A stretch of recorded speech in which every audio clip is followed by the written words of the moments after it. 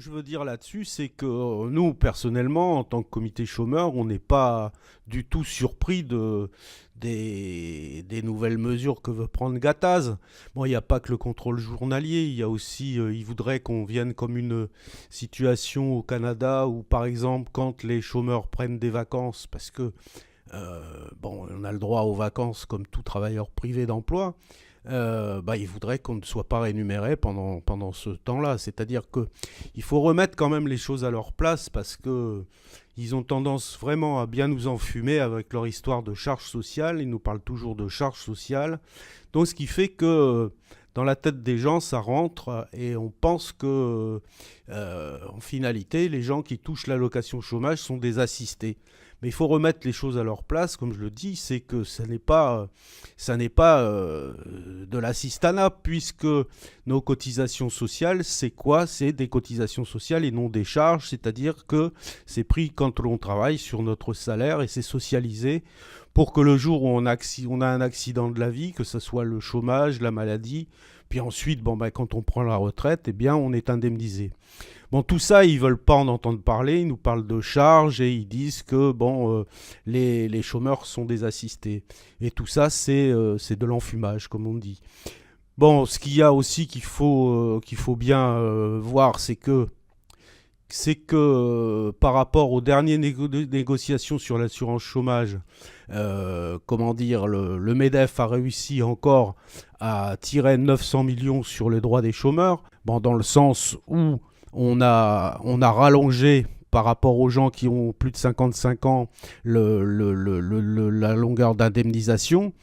Tout ça, ça fait que d'un côté, ils nous prennent de l'argent et de l'autre côté, il faut qu'ils récupèrent quelque part, c'est-à-dire en radiant, puisque les contrôles quotidiens, c'est ça, ça va dans le sens des radiations. Radiation, ça veut dire que vous n'êtes plus indemnisé. Alors c'est vrai que c'est catastrophique pour les chômeurs.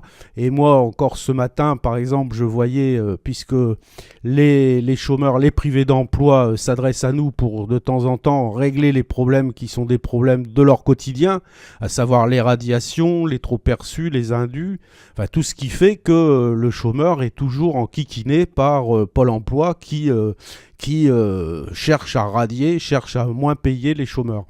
Par exemple, une chômeuse qui avait demandé à faire une formation d'infirmière, qui du jour au lendemain s'est vue radier. On ne sait pas exactement pourquoi, on est en train de travailler là-dessus, qui s'est vue radier et qui est en formation et qui n'a plus aucun revenu. Alors c'est une femme qui est en plein désespoir maintenant, puisqu'elle est mère de famille, elle se retrouve sans aucun revenu et est obligée de continuer sa formation. Et ça c'est du quotidien, c'est-à-dire que la chasse, ce qu'on a dit nous, c'est que la chasse aux chômeurs, elle est ouverte et elle est ouverte toute l'année, quoi. Voilà, alors ce qu'il y a, c'est ce qu'il faut dire aussi, c'est-à-dire que par rapport aux droits des chômeurs, c'est ça, c'est ce qu'on demande, l'ouverture de droits à tous les chômeurs. On appelle chômeurs, nous, privés d'emploi, tous ceux qui sont inscrits à Pôle emploi. Alors actuellement, on a 6 500 000 personnes qui sont inscrites à Pôle emploi. Nous, on dit qu'il y a 50% des gens qui ne sont pas indemnisés.